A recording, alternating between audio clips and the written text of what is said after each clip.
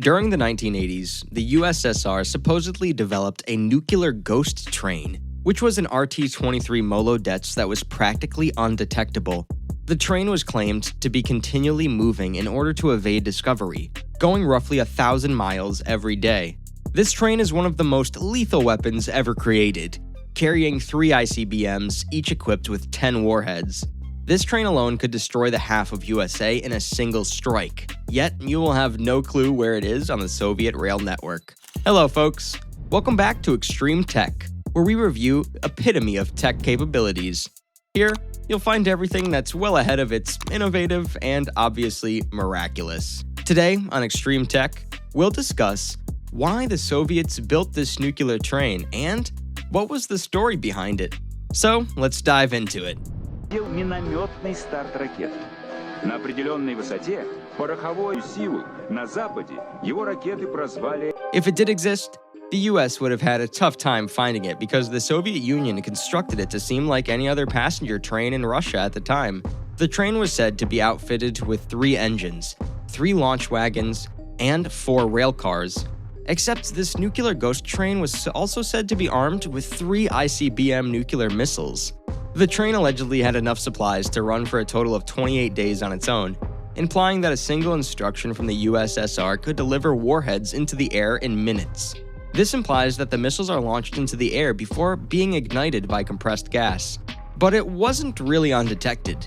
The presence and precise locations of Soviet nuclear missiles were made known to the Americans in the 1960s by high-altitude espionage missions, which created a significant challenge. There was a slight potential, in the event of a first attack, that they could disable the majority, if not all, of the Soviet nukes before launch. A first strike by the Americans would completely destroy the Soviet Union's nuclear arsenal and whatever leverage it may have had as a superpower because the Soviets would be surrounded by the US Navy. Moscow did have one more card to play: the vast geography of the entire USSR. Although finding a mobile nuclear weapons launch platform would still be like looking for a needle in a haystack for the Americans, this would get rid of their largest threat and bring balance in this Cold War. And in the 1980s, that's exactly what happened. This train would appear to be just like any other typical train, which is what makes it sinister. The military rail-based missile complex would consist of 17 rail cars in total, 3 modified M16 locomotives, 3 launch wagons, and 2 support wagons overall would make up the railcar composition. 4 rail cars and 1 diesel and lubricant wagon are used to transport the crew. To mimic a typical passenger train, it either transports people or refrigerated containers. Imagine trying to track these trains down. You would have to target nearly every civil train in the USSR, and there is still no assurance that you would actually demolish the correct one. In the event of a combat deployment, this train would be able to travel at a minimum of 1,000 kilometers per day and cruise at an average speed of 80 to 120 kilometers per hour. In case it was necessary, the train was also set up to be able to short-circuit the electrical wires above. Due to the train's size and supply capacity, it could run independently for up to 28 days, guaranteeing mutual destruction in the event of a nuclear war even if command were to be lost. From the time they received a directive from Moscow, the missiles could be launched in 3 minutes or less. The Soviet missile train's innovative feature wasn't just the train itself, but also a unique method of launching nuclear rockets. The foreign nuclear launching train program got its start not with the trains, but with a new rocket launcher, cold launch rocket technology, which differs greatly from the conventional hot rocket launch that we're familiar with, was invented by the Soviet Union as the first rocketry technology in history. The main rocket engine is immediately fired with the hot launch in contrast to the cold launch. Likewise, compressed gas is used to launch the rockets from the container during a cold launch. The primary engine is only then started prior to launch. To make sure the rocket continues on course correction boosters are also turned on. This system's benefit enables significantly safer missile, ship, or submarine launches. This permits them to reuse their silo after launch with essentially minimal repairs. The advantage that the Soviets had with the know-how and the strategy in place for what transpired next is precisely the technology that enables for the launch of an ICBM from just about any place and anywhere.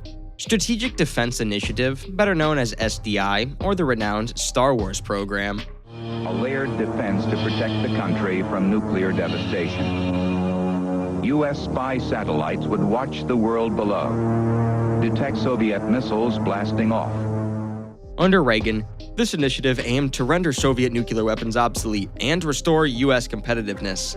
Reagan said that this mutually guaranteed destruction was a suicide pact to transfer the nuclear bombs around the nation and hide them from American weaponry. The Soviet Union deployed 750 warheads on mobile, accurate ballistic missiles. The Soviet Union responded with two significant programs of their own, known as Topol and Maladets. After all, the Tupol-M is one of the most well-known missile systems, and you can't fire down something you can't see. Actually, the RT-23 was developed into 3 variants, the other 2 of which are the railway base about which we're talking today. The MAZ-7907 had a silo-based version and a wheeled vehicle-based version, but due to its complexity, expense, and inability to meet all of the conditions given, this project was dropped. So, in order to ensure that they could enter service as soon as possible, the engineers chose the other 2 types. The fabled Eugene Bureau, which is now located in modern-day Ukraine, was supposed to develop the missiles themselves. This is the same bureau that developed the Zenit rockets and a few other ICBMs. Thus, they undoubtedly had the skills necessary to complete the assignment. It's interesting to note that they also asked for more money to develop the RT-23 into a carrier rocket for missions to space. But the request was turned down, which is really disappointing, because it's entirely conceivable that a hidden railway might have sent a rocket into orbit.